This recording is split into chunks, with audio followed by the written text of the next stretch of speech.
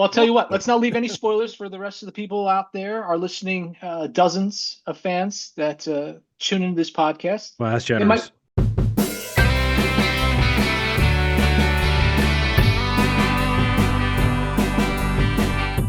On this episode of Three Tool Players, the Phillies have made Dan sad. The Yankees might be in trouble. Are Mike Trout and the Angels for real?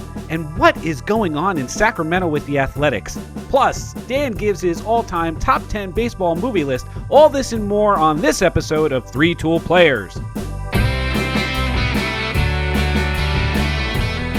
Welcome to Three Tool Players. I'm Chris Spear, and alongside me, as usual, are the Hammer brothers, Brian and Dan Hammer. Say hello to the internets, fellas. Hello to the internets, fellas. Ahoy, ahoy. Another week of baseball in the books, and we're going to get to all of it in just a few minutes.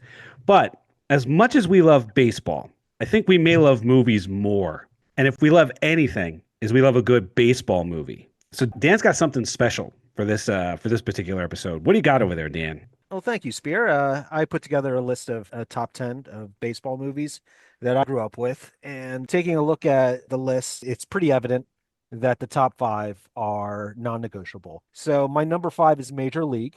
Number 4 is A League of Their Own. Number 3 is Bull Durham. Number 2 is The Natural. And number 1 baseball movie is Field of Dreams. Yeah, I can't argue with any of those being in the top 5. I think I could argue over some of the order. For me, Major League is a little bit more towards the top, and a lot of that has to do with the late, great Bob Uecker.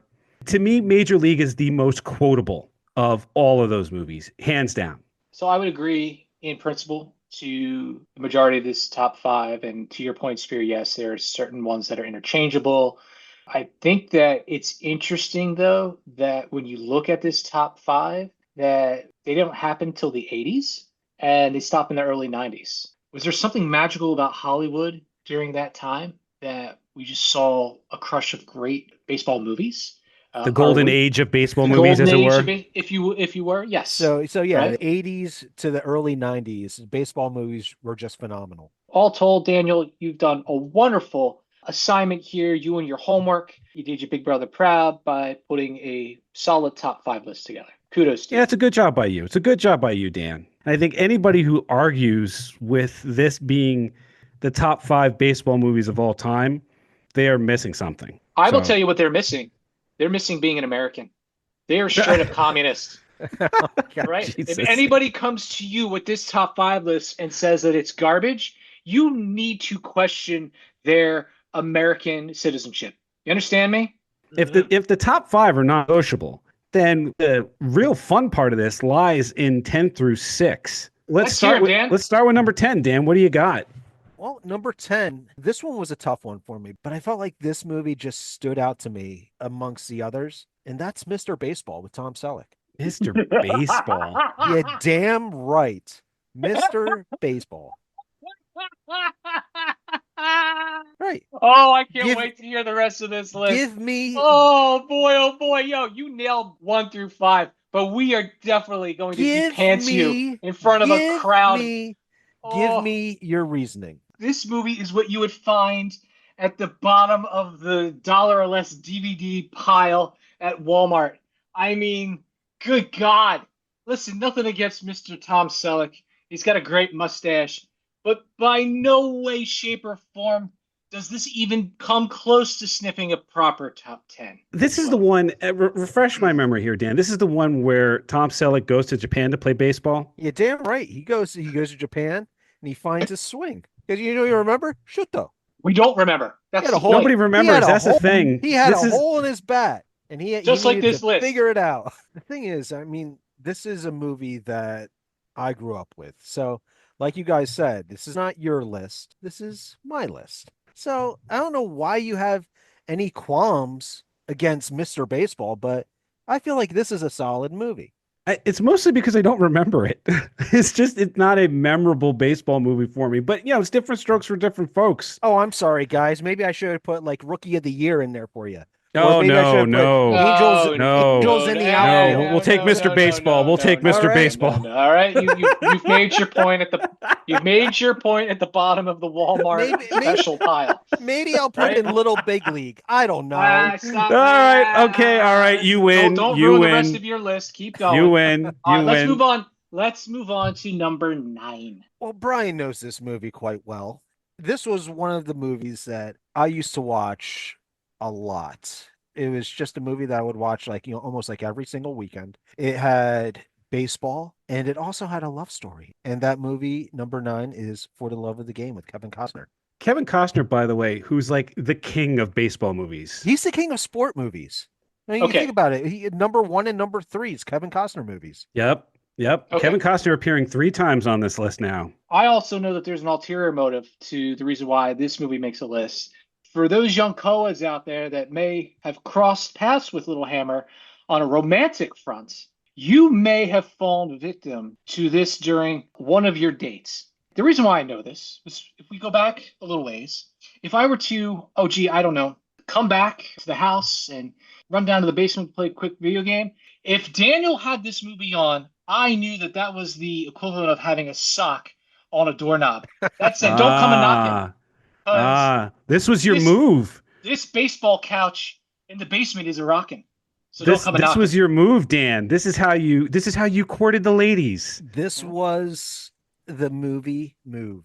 Because the thing is, it had a perfect game. It had a baseball game tied in with a love story. The girls could watch the love story, and I enjoyed the baseball game. Yeah, that's a good job. I don't know why you're getting all mad at him, Bri. This is, I Oh, mean, I'm not mad at all. I just want to go on record by saying that there's a much more sinister reason as to why this movie made the list. I That don't is know if all. that's sinister. How dare you, sir? It He's was a a romantic. it was a perfect He's a game. romantic. Okay, Spear. Then how come if he's such a romantic, he had to do it more than once with multiple co-eds? Wouldn't that just be a special movie for one special someone? No. This was his funky Cole Medina. It's his move. I mean, every guy's got their move. I Yeah. mean, Jerry Seinfeld has his move. George Costanza has his move. The stop short. This is your stop short. I love it. This is my stop. This is my stop short. All right. This was a good job by me. This is a stop short movie. All right. I agree. Good All job right. by you. Top 10 material. Keep this rig a rolling, Littlehammer. All right. All right. So number 8 is actually a movie that is not in the same time era of all the other movies that we have on the top 10, and that's Moneyball. Moneyball is number 8 for me. Really glad you got Moneyball on this list. I mean, Moneyball is a great movie written by Aaron Sorkin, tells the story of the beginning of the Billy Bean era of the Oakland Athletics. It's just a really well-told story of the underdog that says, I got to figure out a way to beat the big guys. You don't often look at Brad Pitt and say that guy looks like an underdog, but he somehow managed to figure it out. Yeah. Even if it's not a lot of baseball being played, it's still a tremendous baseball movie. Really like the fact that this one's on the list. The only problem I had with this was they didn't mention the starting pitching rotation that they had at that point. They had Barry Zito, Tim Hudson, Mark Mulder. I mean, these were 3 dynamite guys that were just excellent horses coming out for your starting pitching. So the fact that they kind of glanced over that a little bit was the only real kink in the armor that they had. But all told, it was still a great story. It was very well done. It was really great to watch the story of their win streak. And also, as a Yankee fan, it gave me appreciation for how they were able to do it for dollars that they were spending. The ends still don't justify the means because they still haven't won a World Series, even with sabermetrics. But all told, it's a very enjoyable story. All right, number 7. It's one of those movies. It's a kid movie, kind of like The Goonies, Super 8, Monster Squad, Stephen King's It, Part 1. Basically, all the kids together just mesh well and made a phenomenal movie, and that is The Sandlot. The only thing that I'm curious about here is that you chose this kid baseball movie rather than The Bad News Bears. Thank you. That's the only thing that I'm curious about. It may be a generational thing or a timing thing, but why did you choose this kid baseball movie over The Bad News Bears? Well, it's because I'm not old bones like you two knuckleheads. Oh No, my God. you're 4 years away, you numbnut. No, you know what it is. You know what it is. Listen, I'm not going to besmirch the Sandlot. It's a great movie. It absolutely is. It's very quotable. It's got a lot of heart to it. You're killing me, Smalls. It's a fun Yeah. movie. It really is. But by God, it does not hold a candle to The Bad News Bears. The Bad News Bears was the first movie to shed light on the fact that there were little league parents out there, and there was a good side and a bad side to it, right? A right way and a wrong way. And every little shortstop or little second baseman that was playing for the Bad News Bears played for every little league team known to man. I can immediately think about a little Tanner running around on my little league team. His name was Biz, and he had the foulest mouth, but he was the funniest damn kid you ever met in your life. All right. He was smaller than God knows what, but he would be the first guy out there in a fight. That little kid, Tanner, basically personified every little league middle infielder in the US of A. Yeah, the, So the flip side of this though is this movie best articulates what it's like to live in a neighborhood and with the neighborhood kids all playing baseball.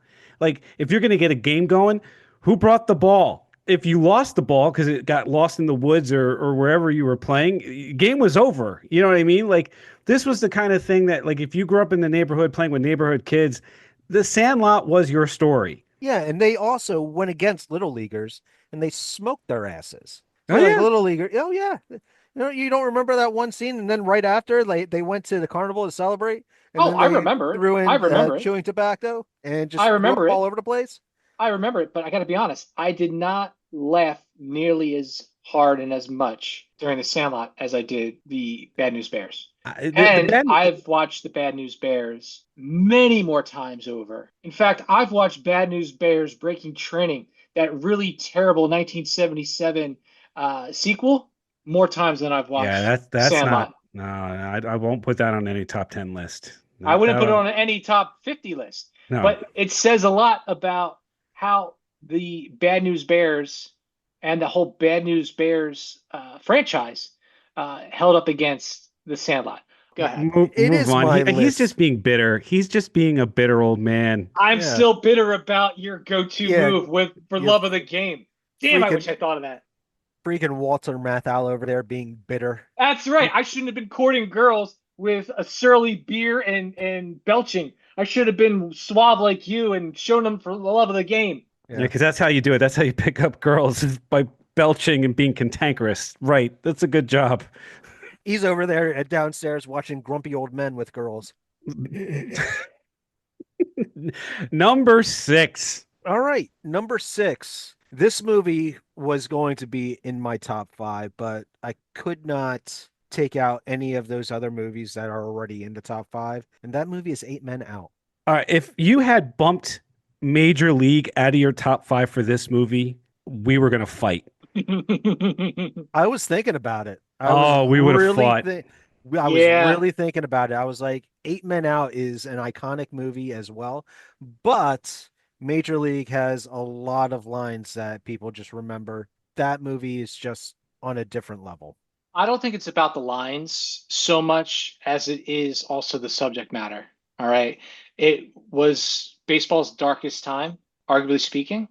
So it is an important story and it was very well done. However, it's also on a really down note. And the thing about baseball is when you go to a baseball game, you try to forget, you try to hang on to hope. And that's what I like about your top five. I think, again, it's still the Mount Rushmore plus one. It's when you walk out of those movies, you get that aura of this is baseball, this is Americana, this makes all of my troubles just kind of melt away. Whereas Eight Men Out, it's kind of like, you know what? You've just taken my innocence, you've taken the beauty from the game, and you've completely destroyed it. So I'm glad that this did not make the top five. As far as its place on the top 6 through 10, it's a hell of a lot better than Mr. Baseball. I'll tell you that much. I have to agree with Brian entirely, and you know how that makes me crazy. He's absolutely right. The rest of the top five that you have Like I watched Major League last night in anticipation of this list, knowing that it was going to be in the top five. And again, if you had bumped out Major League for this movie, fights on sight. But like you walk away from that, it doesn't matter that you're watching a team that you're not invested in. The Cleveland Indians. Mm-hmm. If you're a Met fan, you're a Yankees fan. Even if you're a Yankees fan, you get invested in Yep. this ragtag bunch of underdogs. And that's, you look, there's a bit of a trend here with some of this. Major League is an underdog story. A League of Their Own is an underdog story in terms of women's baseball and Tom Hanks's character making a comeback. Bull Durham is the quintessential underdog story. Baseball loves that kind of thing. Eight Men Out is a bummer, man. And it's a phenomenally well told story, and it's a story that needs to be told about, like you said, a very dark period in baseball history. But I'm glad it didn't make the top five. Spear, I just want to go on record by saying that you're right, that I was invested in Major League as a Yankee fan. And that's saying a lot because it's the Yankees that lose at Right. the end of that game, at the end of that movie. Right. And as a Yankee fan, as much as you'd want to hate that, God damn, it was such a fun movie and it was such a fun ride. You overlook that and you say, all right, give it to Cleveland. I'll tell you what, it's a good top 10, Dan. Yeah. It's a good job. That's a good job by you. That's a good job. It's a good job by you. Despite whatever your brother might say about your move, which, by the way, is a really good move. It's a good Damn job. good move. It's a good job. It's my stop short. But you It's know your what? stop short. You guys can go screw yourself with Mr. Baseball, you know? He's Fair so enough. salty about that. Damn right I'm salty. Listen. I'm surly, salty, and who cares if you guys don't like the mustache? I like the mustache. Good job. Good list. Good list, Dan. And movies are about storytelling. So I want to get back to the weekend recap by way of telling you guys a story. This is a story about a team called the New York Yankees. Oh my God, shut up. Coming into Monday, the Bronx Bombers have a collective 259 batting average for the season. It's good for fifth in the majors. That's with a 344 on base percentage and a 480 slug, which is tops in the majors. Again, going into Monday. They're third in the majors in home runs with 28 and second in the majors in RBIs with 91. Every power rankings list that came out over the course of this week have them in the top 10. That sounds like a great story, right? Are you asking me? Or are you trying to set up the idea that the Yankees are a subpar team and what, a game or two behind your Metropolitans? Is this where this is going, Spear? Well, no, I don't see. I'm the kind of person that likes the facts to get in the way of a good story, Brian. Hmm. So if you take the first weekend out of the equation where they mashed the Brewers, your team batting average drops to 241 with a 409 slug and a 312 on base percentage. In the last week, an anemic 210 batting average with a 313 slug and a 295 on base percentage. They're third in the league in home runs, but they've only hit 3 in the last week. When the calendar turned to April, the Bombers have gone 5-7. Good for an 8-7 record in second place in a weird AL East, half a game back from the Blue Jays. They have a plus 18 run differential, but that drops to -4 when you take the Brewer series out of the equation, and it's -14 in the last week. Whereth the torpedo bats now? Here's what I'll say. Everyone's entitled to a bad week. I'll give you another story, another team that happens to be struggling, one that everyone thought was going to be first place, was going to break all sorts of records, it was favored to win the World Series, and that's your beloved Los Angeles Dodgers. That is another team that has had a little bit of a slow streak themselves. All told, you're looking at a team coming into the weekend. Yeah, they were second in home runs in the league, but they're terrible in terms of their overall earned run average. They're 15th, they're middling. They're 19th for their on base percentage. They're 18th in terms of their batting average. Their bats have gone cold as well. And I'm not saying that it's a time to start saying the end of the season is here. It's not. In fact, the 3 home runs that you had mentioned, you're absolutely right. We do hit them in bunches. In fact, we're recording this on a Monday night. We're playing the Royals and we hit 3 home runs in 1 inning. So we're still on track. And the thing that I will say is, yes, our pitching has been spotty at best. Rodon has given 2 terrible outings in his last starts. We have a guy that really should have been DFA'd in my opinion, and is now on the injury reserve list here in Marcus Stroman. I don't know, understand how you could pay a man $18 million a year for the type of productivity that he has in the last couple of years, but I don't think we're in a bad spot. And if you look at where we stand overall towards the end of Monday night, we're still pretty much the top of the AL East, trading barbs with the Toronto Blue Jays. Yeah, I mean, I'm only pointing out, and I like to irritate you, which is why I'm telling this particular story.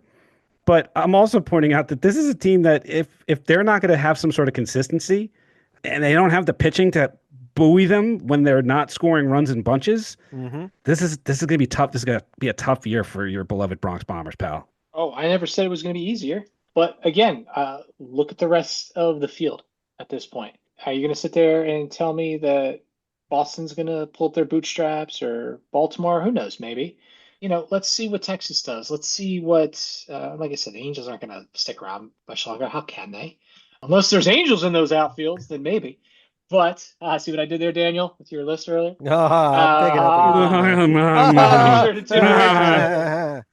Let's talk about those Angels for just a second. Okay. Well, going into Monday, they were at the top of the AL West, and they were doing so in large part because they were mashing. Going into Monday, they were first in the league in home runs with 30. And look who's got 6 of those 30 home runs. It's Mike freaking Trout, who is mashing again. It's not just Mike Trout, though. There's a bit of a youth movement going on in Anaheim. Kyron Paris has 5 of them. Logan O'Hoppy's got 5 of them. Kyron Paris, by the way, coming into Monday, batting .368 with 5 home runs and 8 RBIs. Yeah, you're starting to see the crew that they're building around Trout a little bit, and he's got to like it. What do you think about the Angels' chances to keep this thing going? I don't think much about it because here's the thing. I mean, they're not lighting up the world right now. I mean, you take a look at their schedule. Who did they have on their schedule to start the season? They had the White Sox. They had the Cardinals. They have Tampa Bay. The Guardians are a decent squad, but I mean, like, they're a hit or miss. And then they finished off this weekend series with the Astros. And the Astros are not the same team.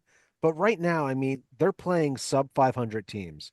Out of all the series that they've had so far, 3 of them have been sub 500 teams. So I don't think that they're going to be keeping up this momentum. We'll see tomorrow because they're going to be taking on the Texas Rangers tomorrow.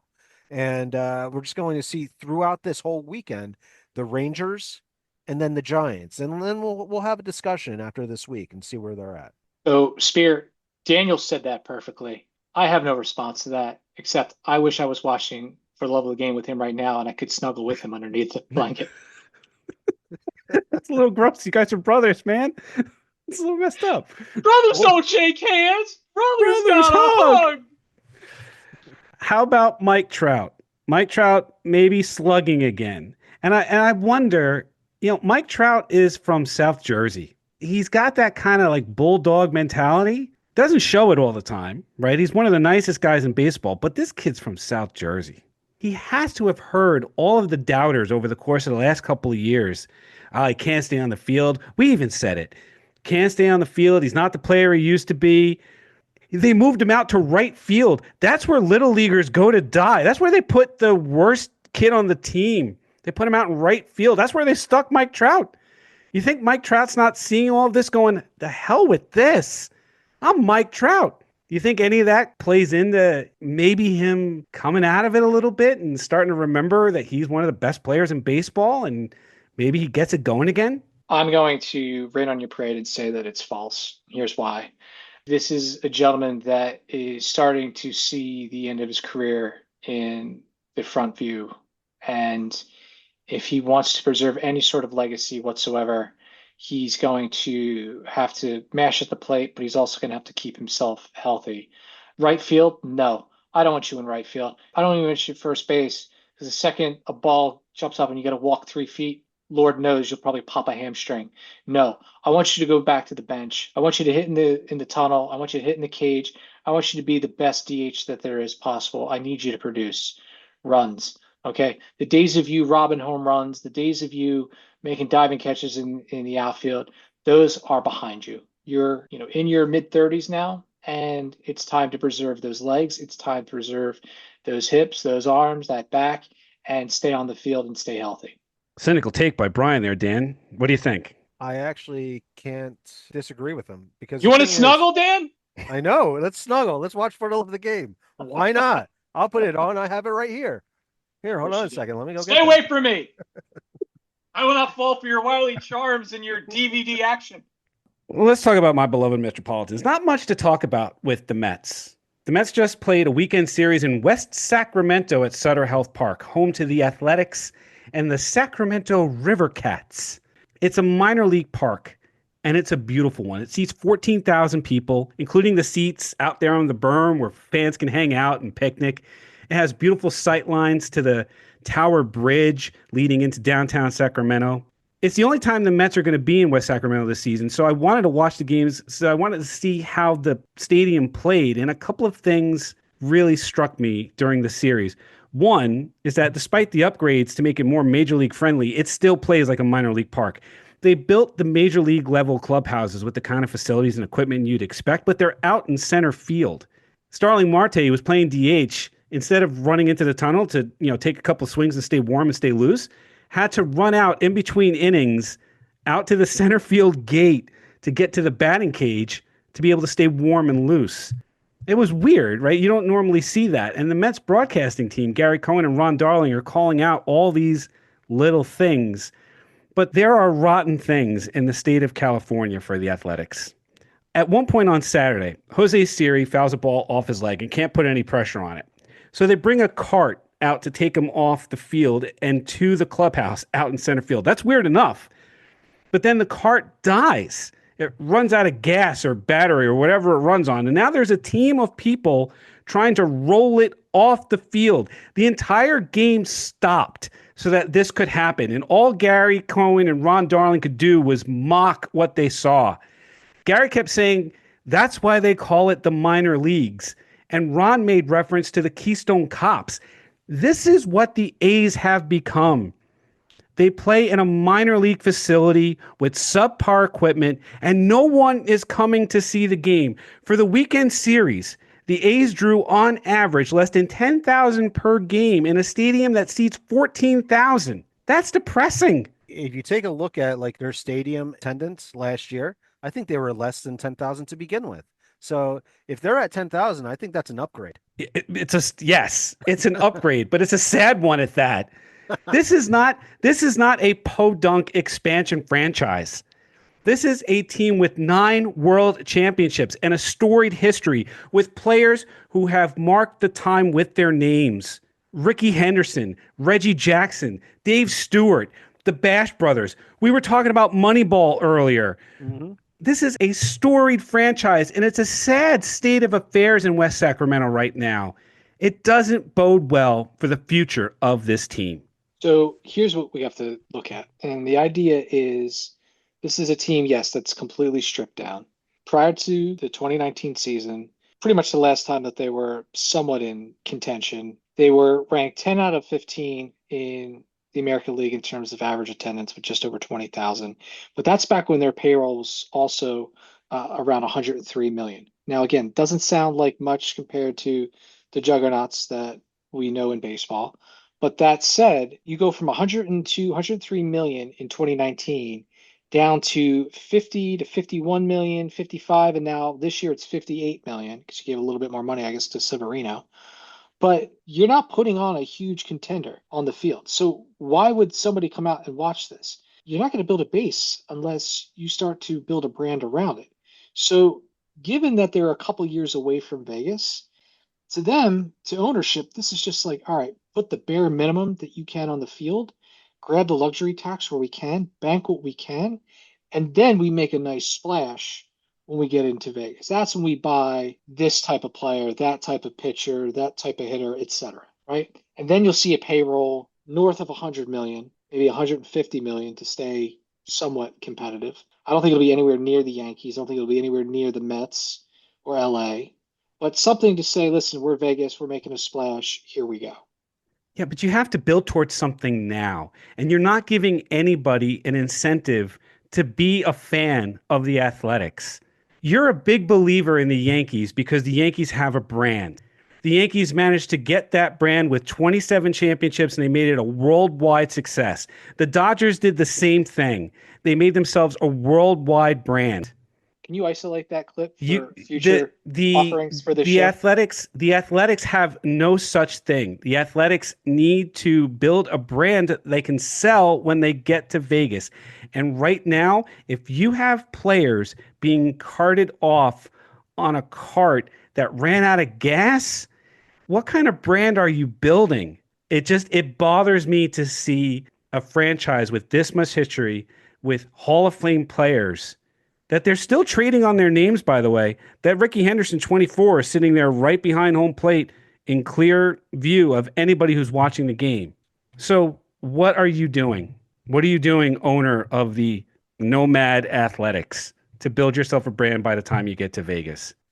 Since we were talking about the Yankees and the Mets, I feel like we should just bring up the Phillies. Well, I don't really want to bring up the Phillies right now because I was on an absolute high after the Dodgers. I mean, like the Phillies and the power rankings, they shot up to number one. Everything was hitting except for Aaron Nola. But other than that, we were on an absolute high last week. This week, not so much. With our series with the Braves losing 2 out of 3, and then going over to Cardinals and losing that series 2 out of 3, just had a bad week, had a bad road week, and we came out of it 2-4. The highlights, Schwarber is doing Schwarber things, and Castellanos. I don't know if Liam is on the plane or anything, but you take a look at Castellanos. I was like, he's been doing quite well. I'm like, that kid must have been homeschooled. He must have been on the plane going to all of those games with his dad. Spring But break. other than that, I mean, like taking a look at the pitching, Wheeler had a tough outing yesterday, gave up 4 earned runs. Aaron Nola actually had a decent outing. I believe he went 6 innings and only gave up 2 earned runs, Yeah, no run but support. no run support. He basically put up a donut against the Cardinals. It's nothing to worry about, but the bats went cold this week, and that's going to happen. Yeah, I think the Phillies had the same kind of week the Yankees did, right? The Yep. bats just went cold. Mm-hmm. Am I as worried about the Phillies as I would be about the Yankees? No, Mm-mm. because the Mm-mm. difference is the Phils' arms are still there, right? And I have more faith in the Phils' rotation and the fact that Andrew Painter is throwing again Mm-hmm. than I have in the Yankees. I'm more apt to press the panic button and I'm more apt to give Brian crap than I am to give you crap. Yeah, because the thing is, it's going to happen. When you go on road trips, there's going to be bad road trips. But we're back home. Hopefully, we can split or take 3 out of 4 against the Giants. Unfortunately, we lost tonight, but the Giants is a good squad right now, and going up against them, it's going to be a tough series. But then after that, we have the Marlins. So hopefully, we can bounce back this coming weekend and beat up on the Marlins. And then next Yep. week we got the Mets, and of course we're going to beat up on them. I mean, my Uh-huh. God. Yep. Yeah, big 4 game series of the Giants. All right, we're going to see if the Giants are real. Oh, Because absolutely. The Giants came out of the gate strong. Everybody in the NL West came out ridiculously strong. So we're going to see if the Giants are for real, and it'll be a good test for them. It'll be a good test for the Phillies too to see if they got a little bit of bounce back in them. They're getting a little bit of home cooking this week, so it's a good time for them to get their legs back under them and then get to New York. That'll be a good early season clash. I'm actually looking forward to that one because you don't with the balanced schedule now. The Mets and the Phils don't play as often. Yeah, before it used to be 18 games, right? It's 18 or 19 games against each one of the teams in the division. That's So they right. play the Braves, the Marlins, the Nationals, and the Mets 18 times, but not Yeah, not anymore. anymore. Not anymore. And these divisional games mean that much more as a result. So it's Hmm. going to be a really interesting early season contest between these two teams. I wouldn't be surprised if they both have the same record coming into next week. It'll be a good time. It'll be a good time in Flushing, Queens. So I'm looking forward to it. Yeah, I would say just to wrap up there too. Yeah, Phillies, you ran into the same type of cold bat buzzsaw that the Yankees ran into this week. Spear, I know you're riding high right now because your Metropolitans, if we're going over the last 10 games, you're tied with Detroit in terms of like an 8-2 record. I mean, those are the best records over the last 10 games in baseball. So kudos for what you're experiencing in the early going. The Yankees, the Phillies, I mean, we were 500, 5-5, but yeah, it's still too early to start worrying and starting to panic. So give it a little bit of time, and I think we're going to have some really competitive baseball throughout this summer. I'm a Met fan. I worry all the time. It doesn't matter what the calendar says. I'm a Met fan. I worry. That's what we do. Fair point. So good job, Dan, with your top 10 there. It's a good thing that you didn't put Major League in the bottom half of that, where there was fighting words. I'm glad you guys appreciate my list. So leave us a comment if you think that Dan borked this. Leave us a comment on the Spotify comments or Apple Podcasts, where you can find all of our other shows. You can also find us on YouTube. Make sure you hit those subscribe and follow buttons. We'd appreciate it. And if you guys want to do your own top 10 lists and send it over to us, by all means, send it over. And we'll make fun of you for your awful picks. For Brian and Dan Hammer, I'm Chris Spear, and we thank you for listening to this episode of Three Tool Players.